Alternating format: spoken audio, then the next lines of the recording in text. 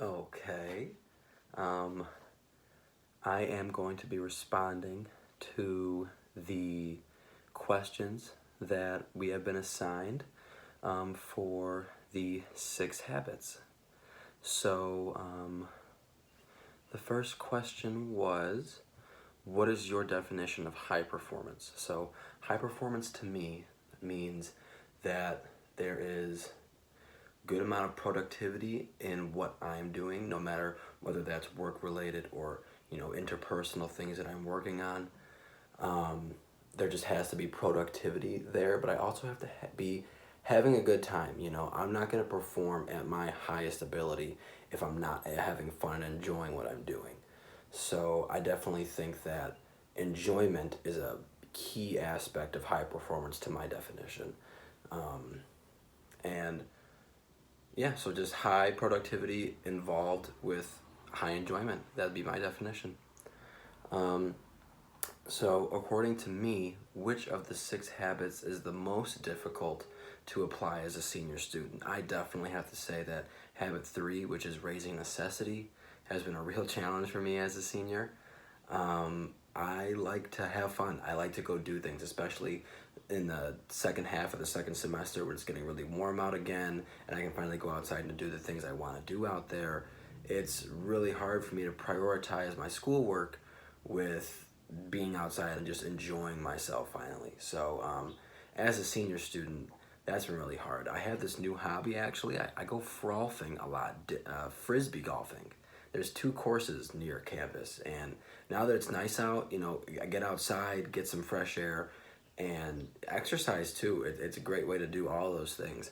And so I've put that pretty high on my to-do list, my priority list nowadays, and I am losing sight of the fact that I'm still a student. I still have schoolwork that I have to accomplish and tests that I have to take. So, um, you know, although getting physical activity and being outside and being in nature are very important things, so is graduating, so is finishing the rest of my schoolwork. So, just, still remembering that some things take higher priority than others, and, maintaining that order of prioritization would be key moving forward. But just overall, I have had the highest or the hardest time raising necessity for my things that I have to do. The third question is, imagine that you are writing to 2 people, the freshman version of yourself and the very successful professional version of yourself 5 years from now. How would your very successful professional version teach each of the 6 high performance habits to the freshman version of yourself? I actually like this question because I truly feel like I am much different now than I was as a freshman. Like, really different. So we'll just get right into it. First habit is seek clarity. I would say to my former version of myself, if things aren't making sense, figure out why. Don't let things just happen to you. Kind of, take the driver's seat in your life and seek to understand what's really going on.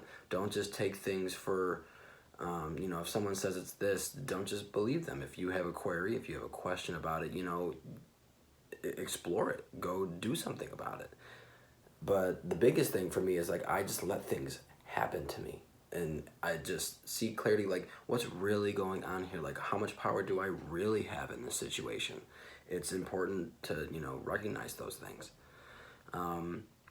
Second habit is generate energy.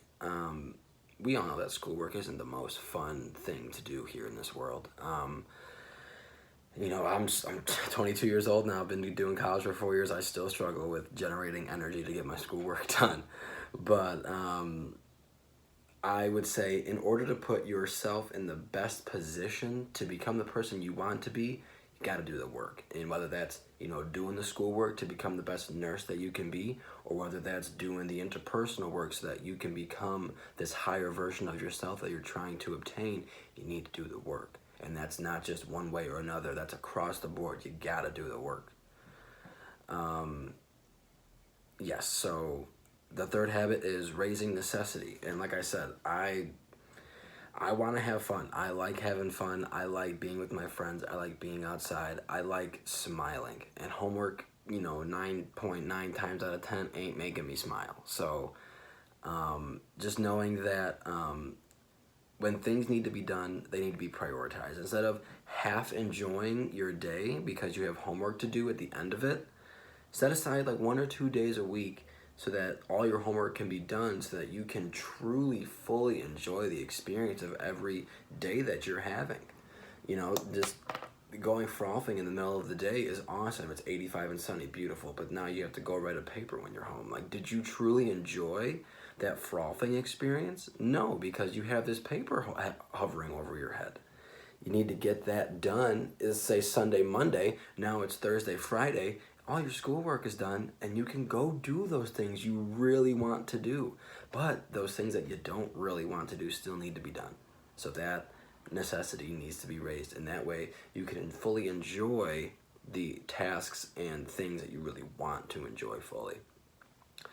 The fourth habit is increase productivity. And this kind of goes along with what I was just talking about. Like, if you increase your productivity with your schoolwork, you can increase the amount of good times that you can experience.